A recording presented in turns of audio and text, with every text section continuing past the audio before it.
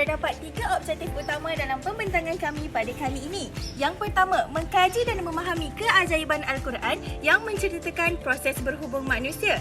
Yang kedua, memahami asbab kejadian manusia di muka bumi dari segi Al-Quran maupun sains. Dan yang ketiga, membincangkan teori yang sedang kontroversi dalam bidang biologi iaitu teori evolusi Darwinisme yang diakui kucar-kacir oleh cendekiawan ilmu berteraskan wahyu. Seterusnya, saya akan menerangkan persoalan atau isu yang berkaitan dengan sains hayat. Secara amnya, ilmu sains terdiri daripada pelbagai cabang dan bidang. Antara bidang sains yang penting dan menjadi tujuan adalah sains hayat. Istilah ilmu hayat adalah perkataan yang diambil daripada bahasa Arab yang bermaksud kehidupan. Terdapat 3 fakta sains moden bagi proses kejadian manusia. Saya akan menerangkan tentang sains ketuhanan. Sains ketuhanan yakni akidah. Akidah adalah satu bidang utama dalam falsafah sains wahyu.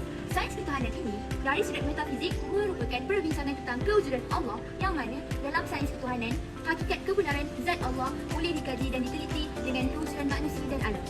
Saya akan menerangkan tentang proses kejadian manusia dari sudut ketuhanan. Peringkat pertama ialah nutfah, iaitu peringkat pertama bermula selepas persenyawaan atau minggu pertama.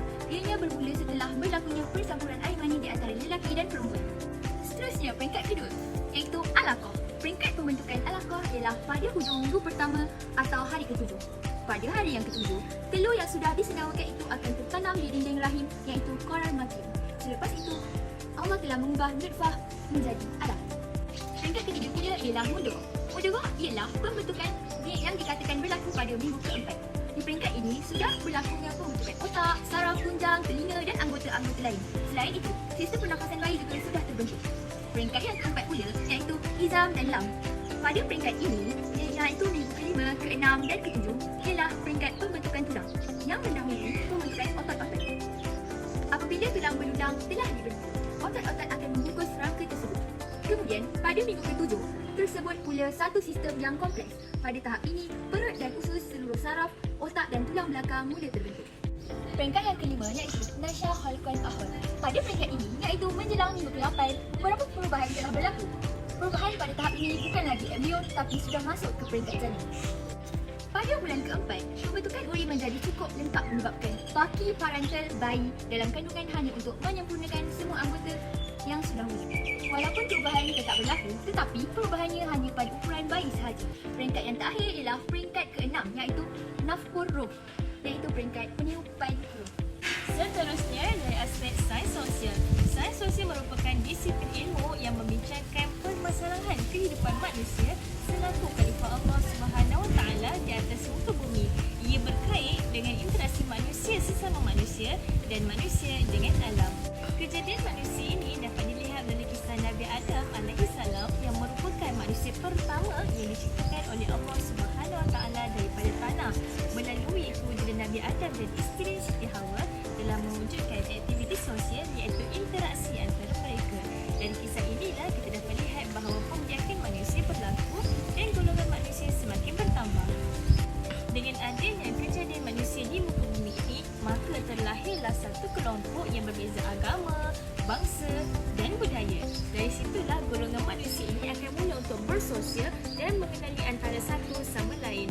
Oleh itu, mereka lebih akan menghormati masyarakat lain dan secara tidak langsung terlahirlah sebuah negara yang harmoni dan sejahtera. Seterusnya, saya akan menerangkan tentang proses kejadian manusia dari segi sains tabi'i ataupun sains bumi. Sains tabi'i adalah ilmu pengetahuan tentang alam atau pembelajaran dengan kajian fenomena-fenomena yang terjadi di alam yang diciptakan oleh Allah Subhanahu Wa Taala. Ia bermula dengan proses persenyawaan iaitu percantuman di antara benih lelaki iaitu sperma dengan benih perempuan iaitu ova. Proses ini juga dikaitkan dengan perkataan nutfah di dalam Al-Quran dan juga diterjemahkan sebagai air mani. Pada peringkat awal, bayi dikenali sebagai embrio. Selepas proses persenyawaan, embrio akan berubah menjadi alaqah iaitu sesuatu yang melekat atau tergantung. Pada hari ke-14, embrio akan mula membentuk setelah berada 7 hari di dalam dinding rahim yang tergantung di rahim ibu yang dikenali sebagai endometrium. Ia melekat pada kantung yang menjadi pembekal makanan utama sebelum mendapat bekalan makanan secara langsung melalui tali pusat. Kemudian, embrio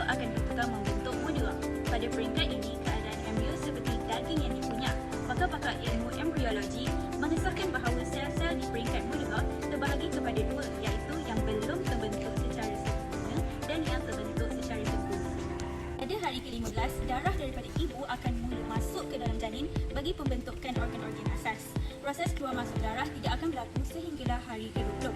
Pada peringkat seterusnya, embrio akan membentuk tulang belulang dan mendahului pembentukan otot-otot iaitu pada minggu ke-5 hingga 7. Menurut penemuan ahli sains, peringkat ini juga menyaksikan pembentukan sistem yang kompleks di mana perut dan usus, seluruh saraf, otak dan tulang belakang mula terbentuk.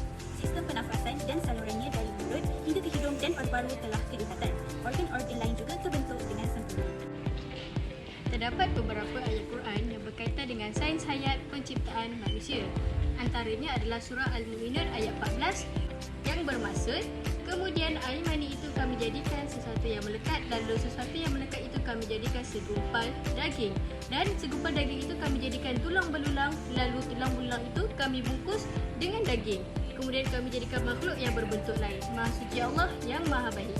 Maka seperti yang telah disebutkan oleh pembentang sebelum ini berkaitan dengan kejadian manusia dari segi sains ketuhanan, sains tabi'i dan sains sosial, dapat kita fahami kejadian manusia bermula daripada nutfah, alaqah, mudghah, idam dan lam, khalqan akhar dan akhir sekali adalah nafkhur roh, yang bermaksud proses penipuan roh ini tidak dapat dikaji saintis sehingga sekarang. Ulama berpendapat bahawa roh ini ditiup selepas 120 hari, iaitu selepas sempurnanya kejadian manusia, jasadnya itu di dalam perut ibu. Maka yang sebenarnya ditiupkan roh itu hanya Allah SWT saja yang tahu. Terusnya adalah dalam surah Al-Hijr ayat 26 yang berbunyi, A'udzubillahi minasyaitanirrajim, walaqad khalaqnal insana min salsalim min hama'im masnun. Sadaqallahu azim, yang bermaksud, dan sesungguhnya kami telah menciptakan manusia itu, iaitu Adam, daripada tanah liat yang kering dari lumpur hitam yang diberi bentuk.